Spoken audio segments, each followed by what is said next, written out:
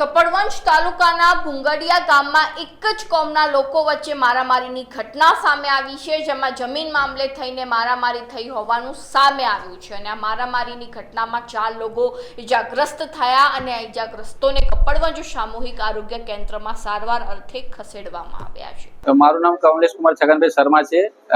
ગામ ભુંગડિયા પાટિયા, રહેવાનું જામાજીના મોવાડા। અમારા જમીન બાબતે આજે રોજ જે સામેવાળા પક્ષે હુમલો કરે અને અમારા ભાઈ કુટુંબીજનકના જ હુમલો કરે 10 જણા અને એમાં 4 જણા ઘાયલ થયેલ છે। જમીન બાબતની તકરાર હોવાથી આજે રોજ હુમલો કરે તેમને કઈ લઈને એ લોકો એમના દારિયાના લાકડીયા લઈને આવીને હંમેશા હુમલો કરી નાખે છે। અત્યારે અમે સારવાર લઈએ જેબી મહેતા કપડવંજ હોસ્પિટલ ખાતે લઈને આવ્યા છીએ। કેટલા લોકોને વાગ્યું? ઓછામાં 4 જણને વાગેલું છે, એમાં અમારા એક ભાઈને ઘાયલ થયેલા છે, માથાના ભાગે વધારે ઈજા થયેલી છે।